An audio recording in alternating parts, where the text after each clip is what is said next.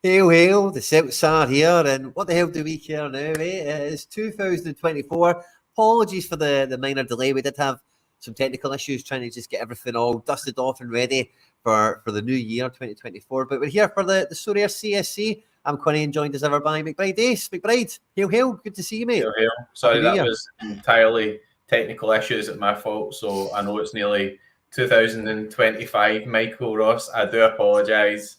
I see it was my fault. I was using my computer for other stuff earlier, and it's just completely buggered up all my camera settings. And yeah, there we go.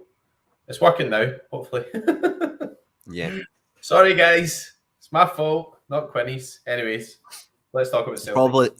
It's probably the most drama we've had this week in terms of anything Celtic related on this channel anyway, because it's been all quiet on certainly the Western Front, maybe not the Eastern Front, but we've been sending some guys over back into the J League. Harry Gill's also left. Ideguchi's confirmed.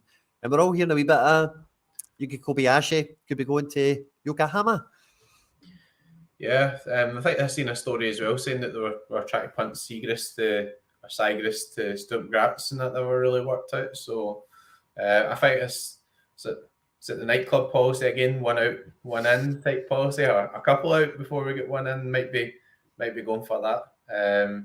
I don't know how you feel about it, Quinny. I think everybody's kind of feel as if, maybe we should have had some stuff lined up, but I think it's been a difficult one as well because the squads have just been announced for the Asian Cup. So, we could have signed a striker, for example, or look for a loan, and then Furuhashi isn't on the squad. So there's some sort of moving goalposts, but I think we're trying to get rid of some players before we bring some new ones in. That seems to be the impression I'm getting anyway. So I hope that's not the case, because the way the manager's been talking, especially, like, I'm fighting back a cough, by the way. If I sound weird at any point, that's probably what it is. But the manager especially is saying, we need to add in a couple of levels of quality, 2 or 3 bodies into the squad overall, maybe 4 or 5 when you add in the next summer window. And again, like, I dropped a video on the channel just before the turn of the year with like quotes from the board, quotes from the manager, etc. Of like stuff that they've been saying all year. Like, for me, there's just no excuses. And I know there's a lot of fans that, come into this channel, come into the live stream as well. Like, Quinny, how can you expect any of this stuff? It's nothing's going to change with this mob. And again, like, some of the chat we're getting here, but the Champions League prize money is unavoidably bigger. And when you hear the words of the board themselves, they recognize that, you need to play, you need to be able to actually win matches now. It's not just about turning up and getting by the qualifiers. It's a different game now altogether. And the money pot is bigger. So if we do want to levy all this greed at them that they have, surely they should be even greedier now. And the best way to get that is obviously you need to be in amongst it and causing it. So I think, really, I hope we're not waiting for these transfers to pan out, like the Kobayashis and the Gucci's and the Siegrist and whatever, before we execute on something else. But I was getting this feeling, McBride, before we came on, that we're probably waiting. We're probably waiting for those guys again, where we're like 5th choice on their list. If you know what I mean. Like, some guys going in January, and maybe we're like 5th, 3rd choice for that guy, and we're waiting to see what happens. Does he go to this club, or they sign somebody else, or all those terms have fell through now and all that? Are we maybe waiting for someone who's not jumping? Well, I'm not making any excuses for the board. Like, we've slagged off the recruitment like loads of times, or we've been critical of the recruitment, but like, the squad's too big, right? So, Phillips is away now. There's still been points recently where like Lager, Bielke or Novrocky were getting left off the bench because Rodgers didn't really feel like we needed 2 centre halves on the bench. We seem to have quite a lot of players like, Michael Johnson, Forrest in certain positions where everybody would probably agree that it would be better just to have one better player in that position rather than having 2 or 3 of them. We're going to have a couple of games where there's going to be no O, no Yang, no Hatate, who else? Telio's away, although he wasn't really making squads, and no Maeda. So it's good to have Abada back fit. It's good that Furuhashi isn't going away, all that type of stuff. But the squad's too big. So I'm not saying that we should be waiting to sign players, but I think we've got to get guys out the door as well. I don't see the point of just having Siegrist like cutting about earning a certain amount of money, and he can't make squads or anything. It's just seems to be a bit of a waste. He never makes a bench or whatever, so I don't know why we need him. And the centre back position is a bit bloated as well, because we had that big crisis where everybody will get injured, and then Nat Phillips come in as like an emergency type loan. So he's away now, and you might even see, like maybe there's been loads of rumours Lagerbielke might sort of move on there as well. I still think the priority positions are pretty similar, to be honest. Like, did you see Roger's comments about Joe Hart? I found that kind of interesting. Did you read them? I have not read them properly, but I got the gist of what they were from something I seen, and it just made me worried. Because we were exchanging messages about Pandur moving to Hull, and thinking, Jesus, there's a guy we could have just snapped him up, like no bother at all, ready to go in January, But no, he's away at Hull. $2 million, Croatian under-21 goalkeeper. I mean, that is. I'm not saying it's worrying, because I don't like. We're looking to move forward, so it's not a huge problem position in that. Joe Hart's there and he's an experienced goalkeeper, and I think you've got to be difficult. You've got to be careful in that position. You don't go and buy a young player and it just becomes a disaster. To give you another example, Man United, like De Gea kept the highest amount of clean sheets in EPL last season. Everybody was all saying he was like a bomb scare goalkeeper and blah blah blah, and they let him go and they spent like 80 million on Onana, and he's been worse. So like there's no guarantee that if you go and buy a goalkeeper that it's going to work straight away or going to fit in straight away or whatever. So it just seemed a weird situation, because after that Champions League game, I seen like the interview and Joe Hart was looking a bit upset and stuff. It was almost like this is maybe my last Champions League type game. He felt as if he was sort of finished at that level, and then all of a sudden you've got Rodgers saying, well, why don't we just sit down at the end of the season and have a chat about it? CJ's saying, give me Joe over a Lowell project. Well, yes, if the choice is signing somebody that nobody's ever heard of, that's not like any real guarantee of being a good piece of recruitment, then you'd be better to give Joe Hart a 1-year contract extension and bring in a young goalkeeper and bed him in. The problem is, I think if we are looking to sign a young goalkeeper, we should be signing that goalkeeper in this window and giving them a chance to come into the club and play under Hart and, dare I say, play a few cup games or whatever, and then be ready to take over, not just fling somebody in the summer and go, there we go, we're expecting you to play great every week and we want to win every week, and by the way, next week you're playing the Champions League, and that type of stuff. So there we go. That's going to be interesting. Left back position, I know most people don't agree with me, but I'd really think that we need somebody to challenge or give Greg Taylor a bit of a run for his money, or just somebody that's a bit different in terms of like capabilities than Greg Taylor.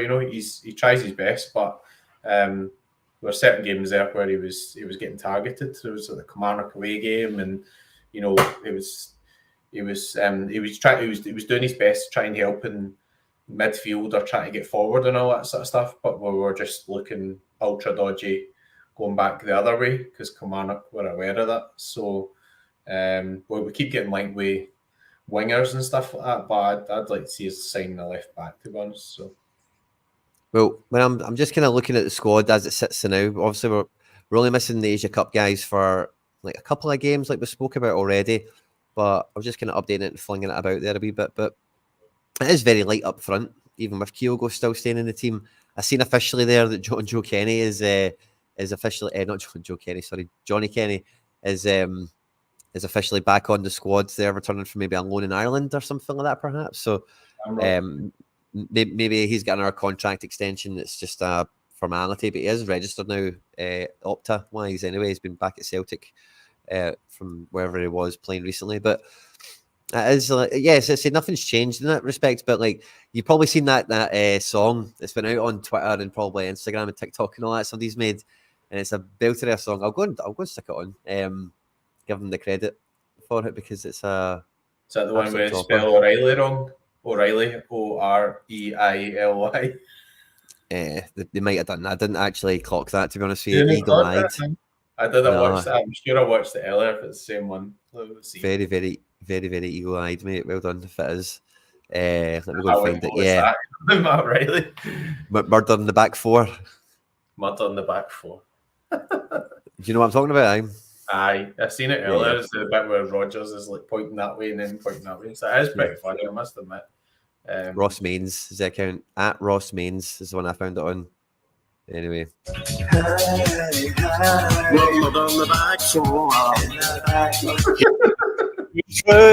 Brendan, need a left back and a keeper right now.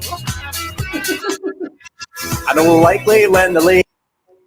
The lyrics are all genius. You can go and check out for yourself, guys. I don't want to. At Ross Mains on Twitter, you'll find them. It's probably everybody else as well. At Celtic Podcast is tagged. Maybe they made it or something. I don't know. It's all above my head. I just seen this post and I thought it was hilarious. Yeah. I know it is. It's pretty funny. It was pretty funny. As it says in the song, but a goalkeeper and a left back, it's not news. These aren't new things that we've been, just all of a sudden realised that we need. These are something that the club, Brendan, everyone should have been scouting for this whole time. It's not like, oh, it's January. Let's start looking. What do we need again, guys? Who can remember what we need? And then look, we're the 9th of January. There's absolutely nothing happened. You'd think at least something would have been ready to action. Maybe something that was unfinished business from the summer, or anything that is just extra motivated to, solving the squads, because Brendan's clearly not been happy with the squad from top to bottom. Yeah, I mean, we get linked to a lot of players in every transfer window. So, let's see if who we sign and what happens and stuff like that. I think there's a couple of things this window. I mean, we don't actually have a real competitive game until the 27th. I know we've got Bucky Thistle in the Cup, but no offence to Bucky Thistle, but that's a game you expect any sort of lineup we put out should be winning at Parkhead, right? So we've got a couple of weeks. And there is a difference in the setup now at Celtic, and we've got to kind of accept that. Ange went and he was quite decisive, and he was kind of more controlling the actual recruitment. He was saying, I want that guy and I want that guy and all that sort of stuff, whereas the recruitment process seems to be a wee bit different now in terms of how we're sort of working it. I mean, I guess if Furuhashi had went away to the Asian Cup, then we would have been really, really light up front. So it was no Furuhashi, no and the first games against Ross County, you might have well got past that, but then if you have Hibs away, you've got Aberdeen away, and also it depends, maybe if say Japan got to the final or whatever, there's further games after that you might potentially miss if they actually go all the way to the semi-final and the final. So you're talking about sort of 3 or 4 games potentially, but yeah, I mean, I'm not in the mode of we should just panic sign somebody for the sake of 2 or 3 games, but we've seen with the title race it's really, really close. The gap realistically is 2 points really. So there's no room for error there in terms of slipping up in those away games, because you're just turning up with say, let's call back Nat Phillips and fire him up front. We'll play some long balls. who's we going to play up front? I mean, it's Abada could play through there, but you look at that sort of depth chart there, we're probably going to be relying on Abada to fill Maeda's position there as well. So if something, touch wood, let's hope it doesn't happen, but if you did pick up an injury to one of those key players, you're looking really, really sort of light in those positions, obviously. So that's the difficulty. It was good to see the sort of 3 clean sheets in 4 games, and then only conceding from a set piece as well, though. I mean, because everybody's all discussed the defensive deficiencies and the things we've been doing and all that type of stuff. And I know it wasn't Livingston at home's not a hard game or whatever, but sometimes we're doing things like building clean sheets and things. It's a confidence thing where you build them and you build some confidence, and people take confidence for that, and it becomes more of an expectation. I see what one of the comments up there was, would you think Novrocky will take over Scales' position by the end of the season? I'd be quite surprised. I mean, I think Scales' been brilliant. I think he's been really good. He stood up in the big games.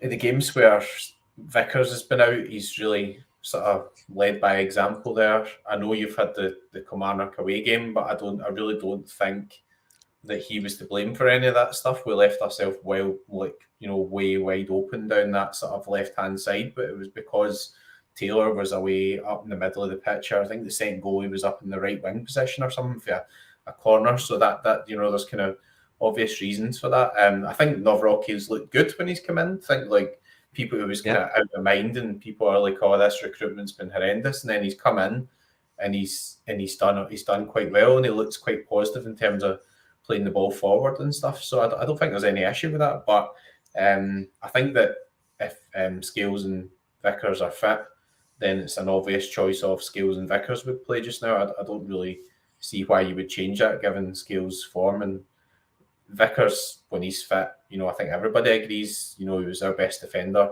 probably not so much this season with all the injuries, but last season, etc. He's been, our best centre back anyway. So, I don't see that changing. But I mean, what do you think? I mean, I've seen the Scott McKenna links as well. I don't know. I think you'll need to be some player to get Liam Scales out of the Celtic team. Like when I see people talking about Scales, Celtic fans everywhere, like, oh yeah, he's doing all right there now, but let's not. It's almost like people are telling themselves that Scales is another like Ralston or Taylor in the sense that like he's got a ceiling at the Champions League. We've already seen him play Champions League and be very good at left centre back and be, in shrouds of chaos, be cool, calm, and composed and effective. And like honestly, like I like Naroki. I've always said Naroki looks Celtic level. He's got a place in this squad from the first couple of games we've seen him. He was way better than Starfelt on the ball. Big, strong guy. They keep him confident, keep him fit. He's probably got a place in the team. But I don't think he's better than Vickers necessarily. But Vickers, like, he just seems to be maybe, a can of worms of issues, perhaps. Like, he's just never going to be immaculately fit, season in, season out, perhaps. So, again, like, I don't think there's any need to replace Scales. And I think if you're going to, like I say, if you're going to get somebody to get him out the team, they have to do everything he's doing better. And he's doing pretty good. You know what I mean? Yeah. Like, where's the areas of improvement that you want from Scales? Because he plays the ball in at the final third. He goes, he's got a goal there a weekend. He's getting up for corners and stuff. And like me and you see the stats, Jules on the ground, in the air, all sorts of stuff. He's a monster. No one gets by him. Champions League or league. It's been brilliant. Yeah, I mean, I had to kind of backwards and forwards somebody in Twitter. That happens from time to time, but like the kind of argument was, is this what is this like the Champions League level, or we're not aiming to improve? So he was man of the match against Feyenoord, and also we went to Celtic Rangers game. We were sitting just behind, obviously, the sort of Celtic end in the first half, and he was playing there, and I thought he was excellent. And you see when he gets the ball, he looks after the ball. He defended well. He was winning tackles. He was winning headers.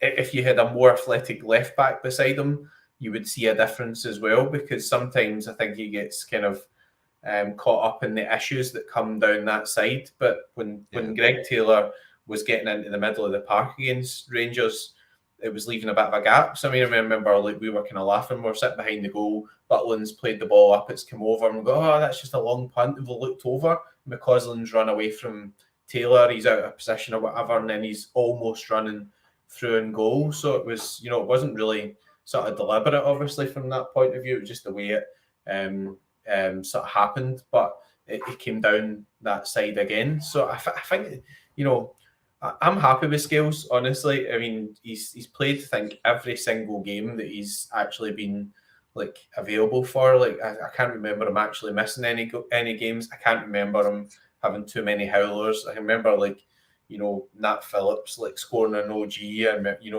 are just looking absolutely rotten. I mean, that's a guy who Liverpool own. I don't think he's going to get a game for Liverpool or anything, but he looks much better than him. So if he's out of contract in summer, I think it's really crucial you give him a new contract, because if he goes, then you've got maybe Novroki coming in, and people are Rodgers doesn't seem to fancy Lagerbielke, and then you're getting back into Welsh. So then you're looking at how we're going to have to go and buy another centre back again. And then Rodgers touched on as well, the position where you want to have your goalkeeper and your left centre back and your right centre back. You don't want to really change that much, because Yeah. It's you want that kind of continuity, and that's what builds the clean sheets and the performances and all that sort of stuff. And even the right hand side, Alistair Johnson maybe isn't the best going forward, or I don't know if he's had his best season, but he is pretty solid generally speaking defensively. That's his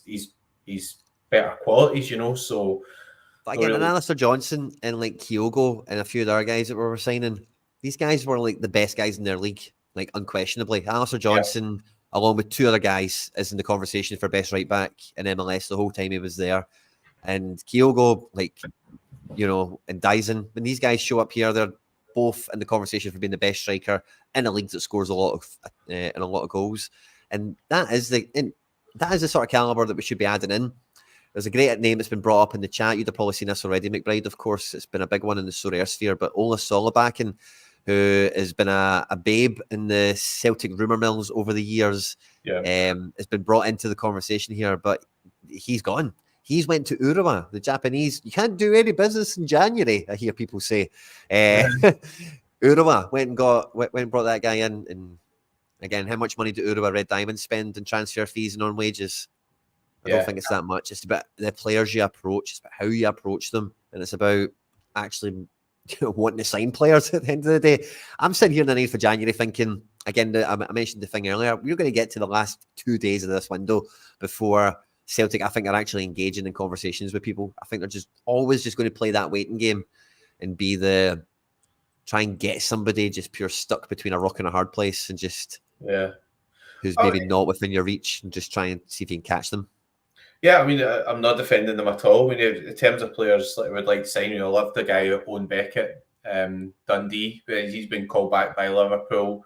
He's actually going to get some games for Liverpool because I think Robertson's not back yet and Simicast done his shoulder as well. But he would be an obvious guy if he was available where you'd want to buy him. He played with Dundee.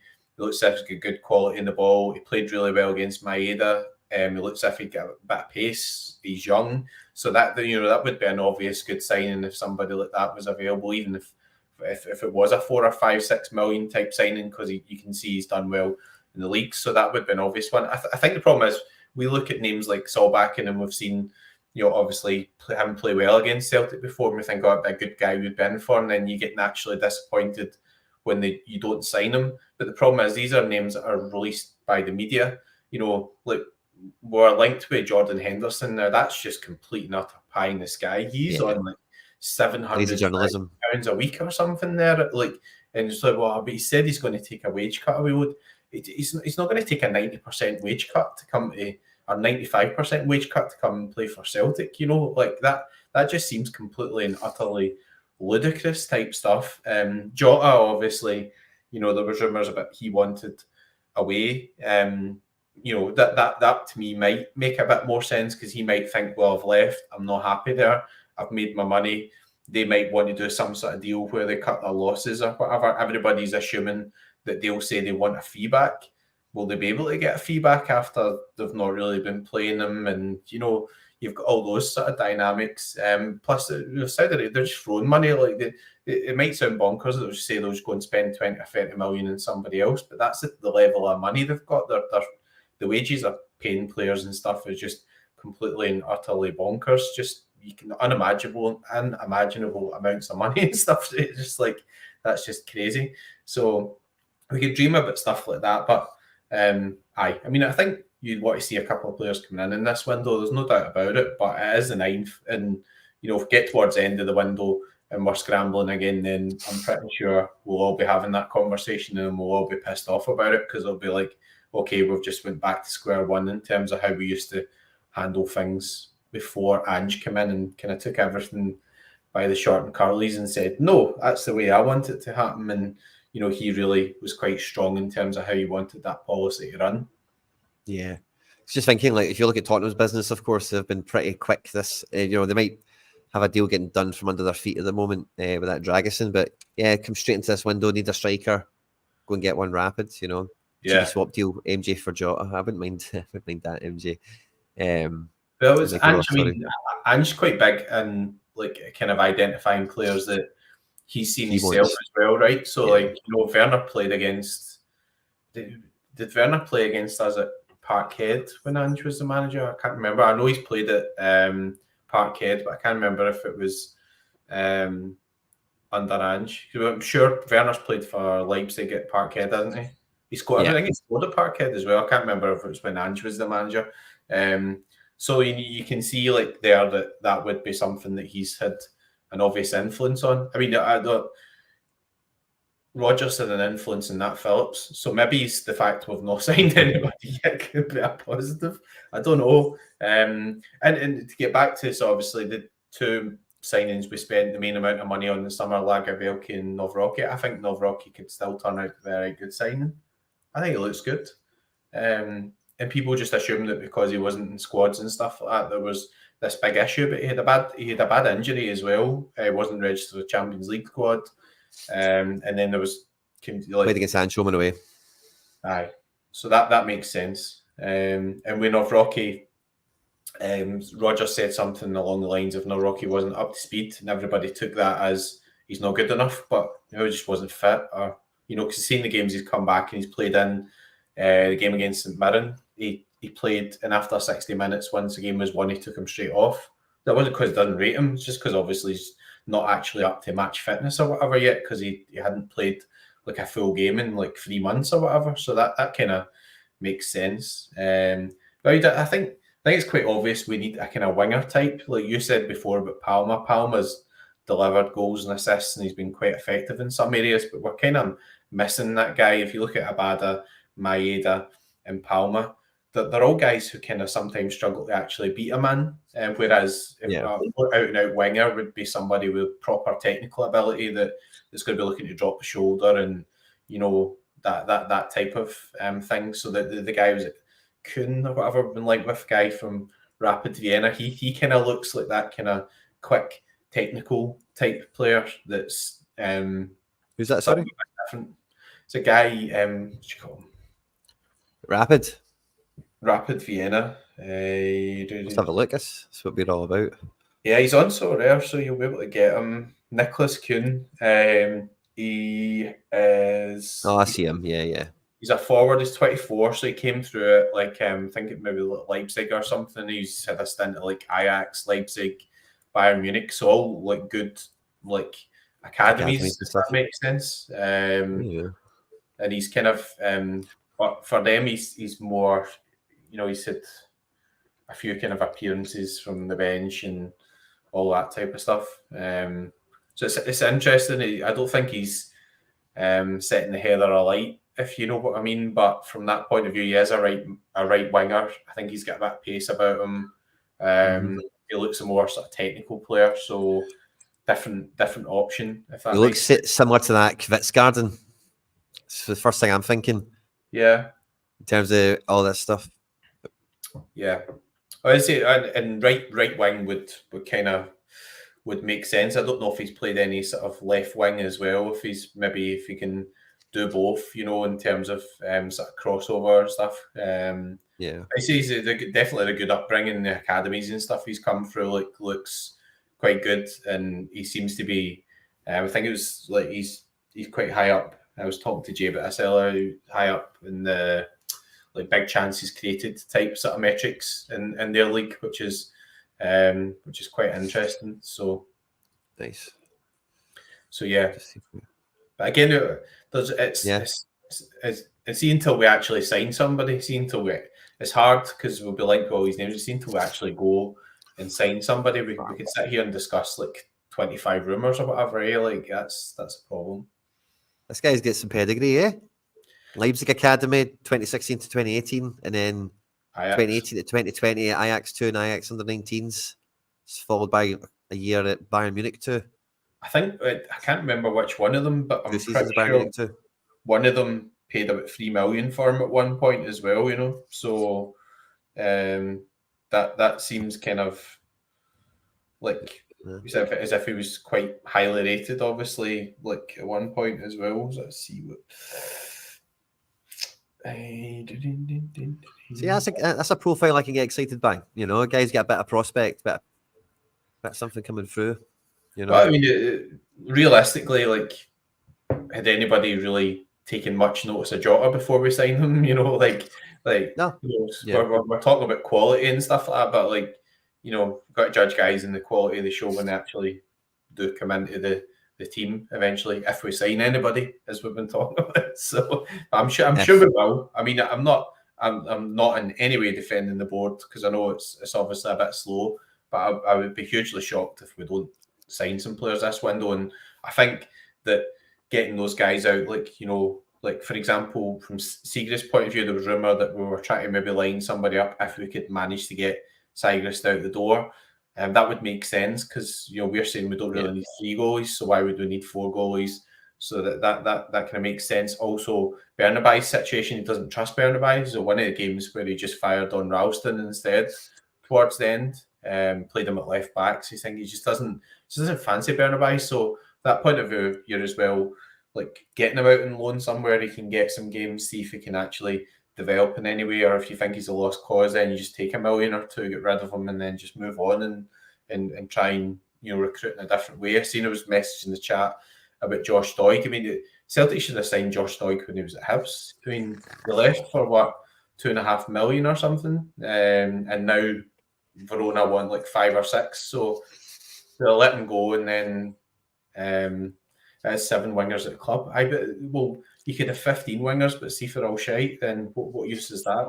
Why do we me and Quinny could fill in at wing, but it's we're rubbish. So it doesn't make any difference. I mean, Michael Johnson has the odd kind of wee spell where he's a good game, he scores 2 goals against Dundee, but he was horrible in the games before that. He was at the Hearts game, he was terrible in that game, and Celtic ultimately lost the game and stuff as well. So if Rodgers feels that there's not enough quality in the squad, then you've got to look at guys like Michael Johnson and Turnbull and say, right, well, what are the qualities he wants? And if these guys are out of contract in the summer, maybe we'd be better moving on and actually buying somebody else rather than them occupying a bench space and coming on and having the odd good game and all that type of stuff.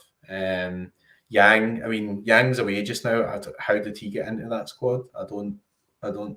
Jurgen Klinsmann just loves players that don't play in Korea or whatever. He had this mad thing when he was America manager as well, where he wants everyone to play in Europe, if you know what I mean. Yeah.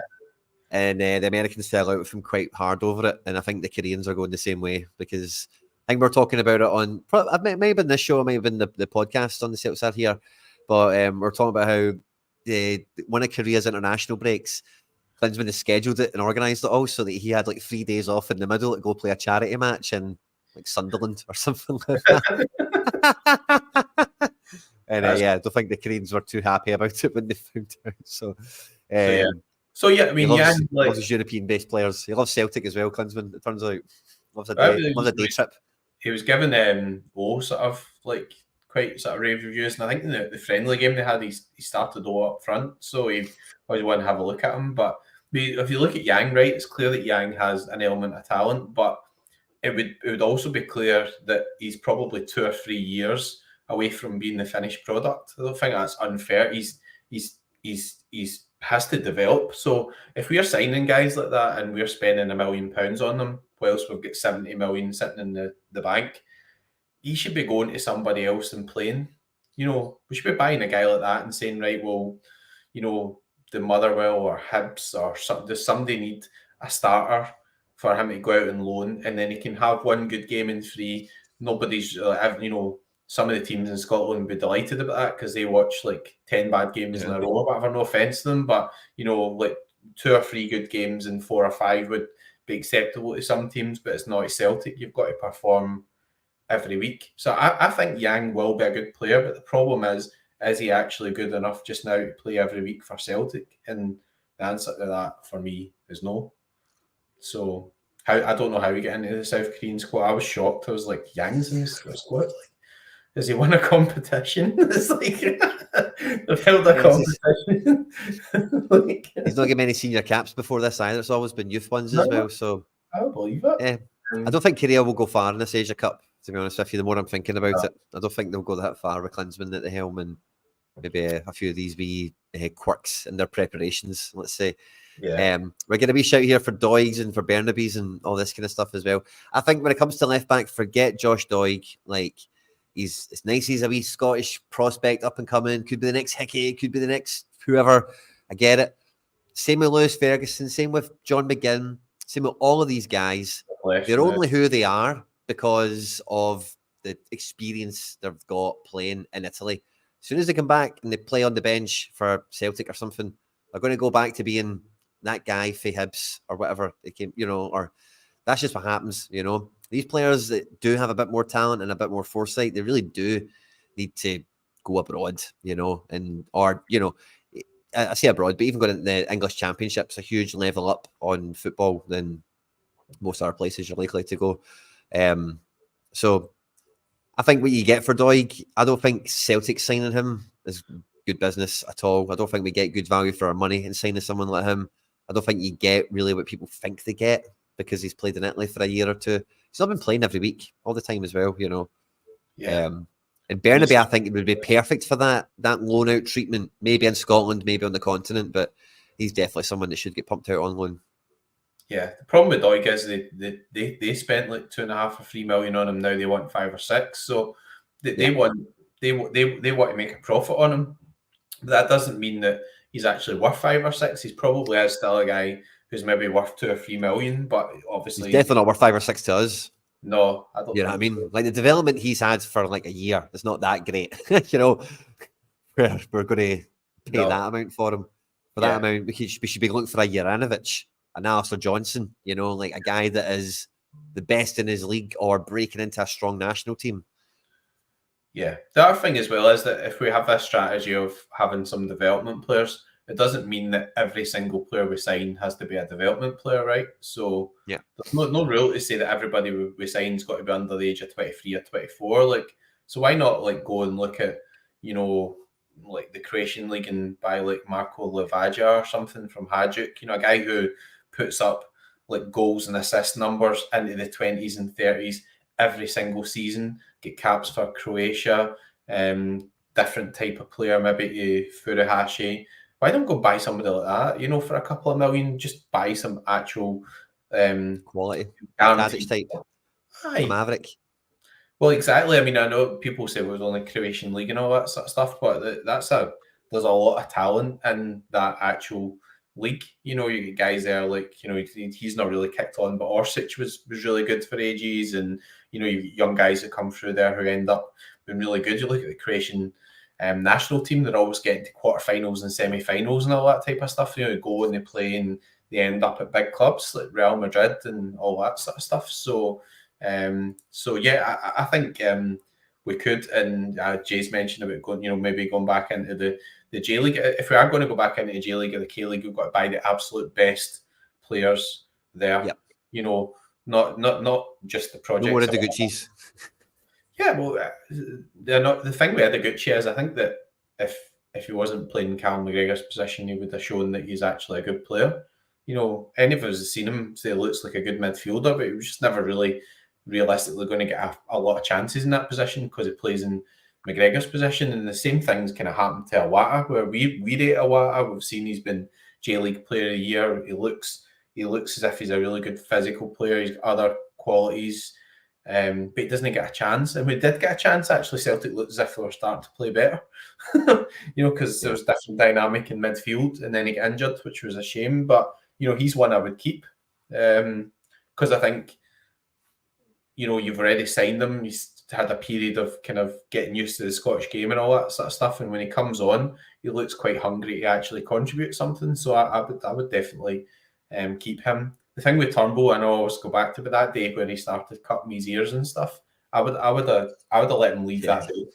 Like, honestly, like, see when you start doing that crap, like, all right, I know he gets a wee bit of stick or whatever, but what you do is you do your talking on the pitch, and then you work your way back in. You don't start being a bit of a DICK to the fans and giving it the cup of the ears and everything. And the fans don't tend to forgive him for that, even though he contributes a good amount of goals and stuff. But really, is it time for us just to kind of move on and just say, well, he's got certain qualities, but it doesn't really suit what we're trying to do with the team. So I don't think any of us like to see the players cupping their ears and all that, but he clearly was listening to the episodes where we had Etienne and Mark Patrick were on. David Turnbull, was no two ways about it, and he wanted to let us know he'd heard those episodes. He's like, I hear yous on the story of CSC, I hear yous, and look at this goal. So fair play to him, right? But for me, I'm in the same kind of camp with you, mate. Is that somebody asked about it earlier, and it never really got referenced. But me and you were at the Derby match, and I was on your shoulder. You'll know this. I watched them all the way after the final whistle. Leila Bada didn't applaud the fans, didn't engage with the fans, hid at the back of the crowd, drinking his wee water bottle, just kept on going through. He was like a Sims character, you know, he had like 3 frames. He would go through, walk in, and then spray the water, and then like do a funny walk, and then spray the water, and like go all the way around the pitch, didn't applaud anyone. And you get a great reception. I mean, there was, I think it was like maybe 3 players come on. So the first 2 come on, it was quite clap, and everybody all really, you know, gave him a brilliant reception and stuff as well. So I don't know. I mean, he's a lot younger than Turnbull as well. Turnbull's what, 24 or whatever now. Abada's still 20, 21. There's a lot going on in terms of his country. It's terrible, obviously, to see all that type of stuff. So I'm not defending him, but like, you know, as long as he comes out of that, it's okay. I just don't find that as bad as going about and giving it that type thing, you know. Oh no, of course, but I think that's a real signal of they're probably checking out. You know, Turnbull's a wee bit of giving it like, hey, what's that? Because he knows he's probably he's not going to be here that much longer, you know. And a bad eye kind of get that feeling as well. He's kind of checked out. Well, I mean, the thing with Abada though is that he's, as you said this before, like he appears in a lot of metrics. He gets goals and all that sort of stuff, and he has a real transfer value as well. So if Abada really doesn't want to stay, then he's one of the guys you could let go. Now, I heard people saying, "Oh, realistically, Matt O'Reilly will be here next year." Well, see if Abada wants to go, why don't you just sell Abada and keep Matt O'Reilly, and just whoever comes in with their 20 and 30 million or whatever, say, well, we don't need it. We've had X amount in for Abada. Even do a deal similar to what we've done with Frimpong, where you sell him, you get a good amount of money in, and you have some sort of sell-on clause as well, so that if he goes on to do as well as we think he can do, because we've seen his goal scoring and everything, then, you know, we would have a good resale as well. And hopefully we'll have that as well. I mean, Frimpong's got what they're saying, he's got a €40 million release clause in the summer. That will 100% be triggered by somebody. Because see him and Grimaldo, that's the best fullback combination in the whole of Europe at the moment, or the world. Yeah. I mean, they're absolutely brilliant, and somebody will sign him. There's no 2 ways about it. Like, if Leverkusen manage to get a deal done where they buy that clause out, they'll have won a watch, because he's been absolutely brilliant, and he's been linked with like Arsenal, Real Madrid, everybody. So, you know, and Celtic will get a sell on there. So there could be another couple of million. You can't bank on it. You might not go, but, you know, I would be hugely shocked if that clause doesn't go in the summer and stuff. So that could be more money to put towards another project, as we call it. You're coughing again, Quinny boy. That's been a rough one. I think Celtic fans have been selling that Jeremy Frimpong sell-on fee for years. I think the last 2 or 3 years been cashing that in. It's not quite came yet. We had Thomas Burns asking as well, should we be worried? I think we should be worried that nothing's happened already this month. I like the ones we mentioned it earlier in the stream. I like that there has been some outgoings kind of sorted already. McBride's brought it up right at the beginning of the stream, but I was also really shocked to hear that we were trying to get Siegrist into Sturm Graz, or that deal was trying to get moved on. It's a much better team than I thought would have been interested in Siegrist. And ultimately the player rejected that one. So it's good to see that there is a bit of housekeeping getting done. Maybe some of these guys that are a bit heavy on the wage bill. But I would have thought we would have had somebody in the first week that was a manager signing, that was Rodgers' guy. Some days, like after the stuff that we've seen so far this season, was right, when the window opens, buy him for me. Maybe, I mean, the one thing with Rodgers is he's going to be looking at a quality player that probably come with a high wage. So my only thinking from that point of view is maybe if we move a few of these guys on, it will actually then release money within the squad. I mean, we've got a lot of money in the bank and stuff, but we're still operating to a budget of some description. It's not like we're just going to say, well, who's going to pay somebody £150,000 a week or whatever, because it's 70 million in the bank. We're operating a club, we're operating under financial fair play and all that sort of stuff. So if you get rid of Sagres, you get rid of Ideguchi, Turnbull apparently wants a wage rise to stay or whatever. So is he worth it? Probably not. So no later in the summer, maybe he goes, or maybe even somebody pays $500,000 or $1 million for him just now, and you put that money back in the pot. We'll never get rid of James McCarthy. I think we'll be here in about 5 years' time. We're still talking. He'll be on the wage book. He'll be a coach. He'll still be in 20 grand a week or whatever. Like, that was a terrible deal. Like, I don't know how we managed to sanction that deal, but we've got a lot of players. We've got a lot of players on the books and a lot of guys who don't even get in squads when everybody's all fit. So if you put that thing up again, you take the players back from the Asian Cup, which is on for a couple of games. Yep. Chuck everybody in. You could make two distinct teams and then still have a bench. And if you look at a lot of top managers, they say we want really kind of 15, 16 core players, or maybe like 2 players per position, but nobody ever says we need a squad of 30 players or whatever. It's too bloated. Yeah. Without the Asia Cup players, this screen is shown as the now. So, yeah, and I think somebody else mentioned in the chat, when you look at the depth, there isn't that many areas that are without cover, and that's fine.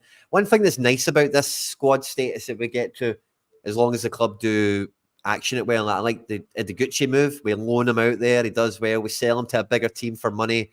Kobayashi could go the same way, hopefully, as well. But that's the sort of strategy we should have with the Lager BLKs and, whoever else gets shifted out in an economic sense, So, because like Ajax is, all the big clubs, all the wee clubs, everyone in between, they've got to generate transfer revenue. And we can't sell a Jeremy Frimpong and a Onsen Edward and everything like that every summer, as we know.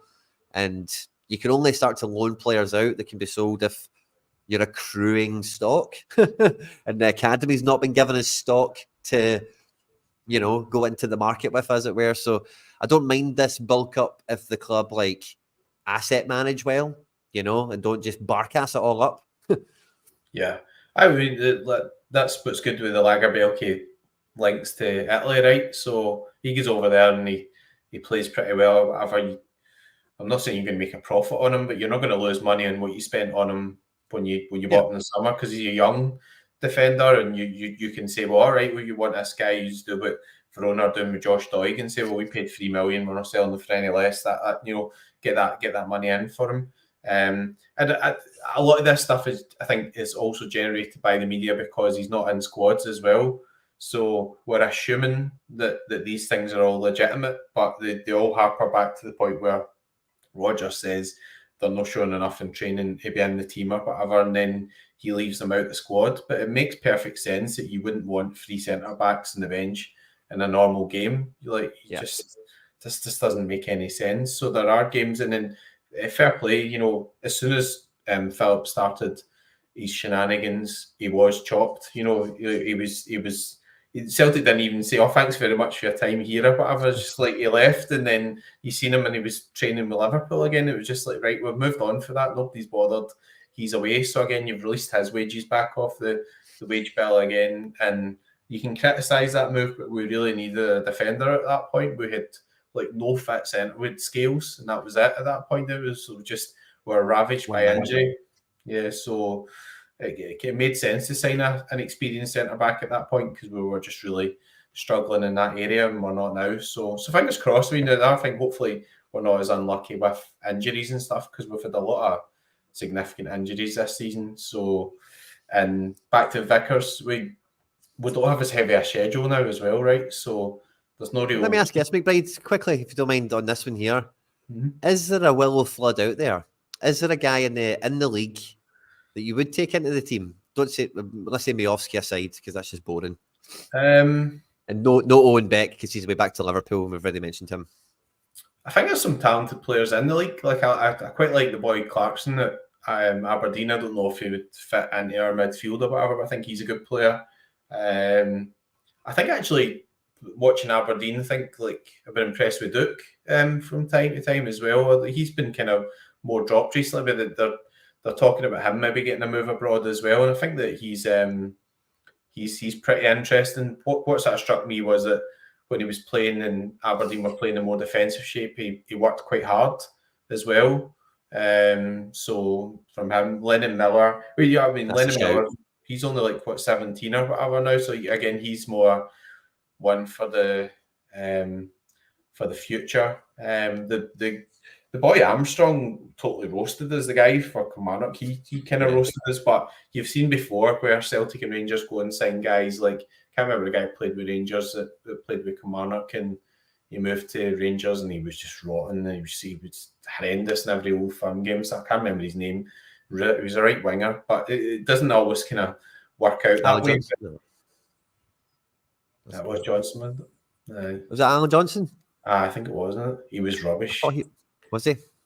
He did. He used to play with Kilmarnock, right? Because I think Rangers signed him from Kilmarnock. I'm pretty sure. But I mean, there's not a lot of standouts.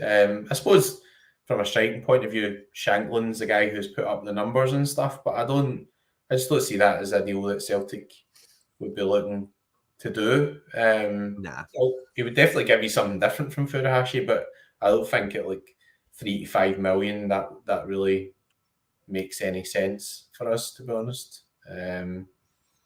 I think he's a Rangers fan as well, from what I hear. So he might not really might not want to come anyway. What about you? Is anybody you see in the Scottish League that you think might be somebody we can take on? I think that Lennon Miller's probably a standout. Owen Beck is probably the easy one, of course, but I don't think that's going to happen. I think he'll go back to Liverpool and probably Klopp will get a sense of him and probably have him. That's Tsimikas. He's not that great. You know what I mean? And when Rob was fit, Rob was number one anyway. So yeah. I could see that Beck hanging about the bench for a while. Who knows?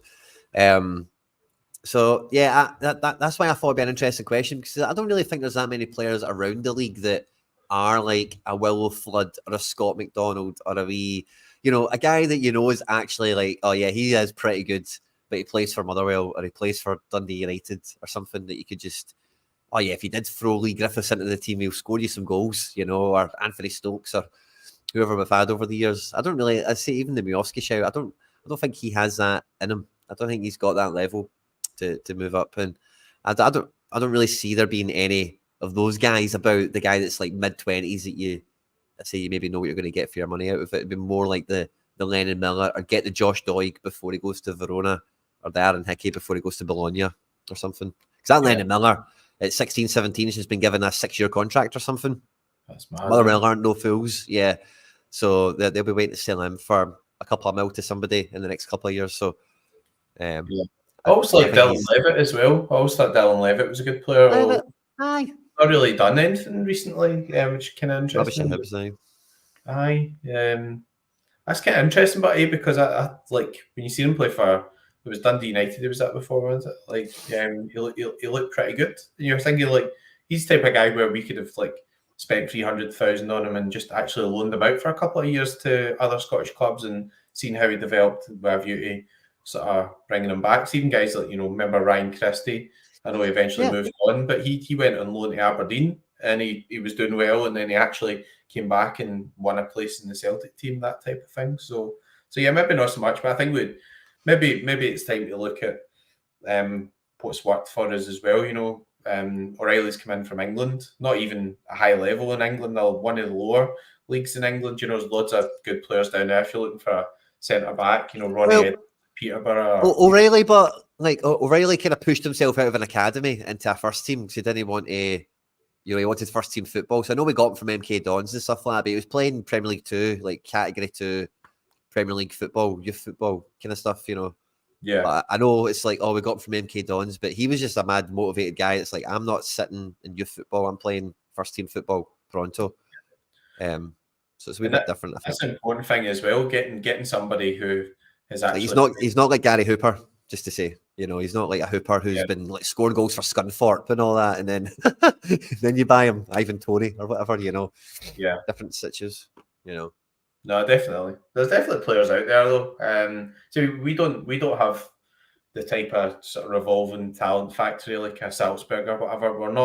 We're obviously not as good at it as the likes of those teams because they have people who are used to training up young players, and even when their young talented coaches go, they've got another guy lined up to come in and do the job. And even with that, like Salzburg are pretty average this season. They're not anywhere near as good as they were, but previous seasons they're developing guys like Haaland and Sesko and like Adeyemi.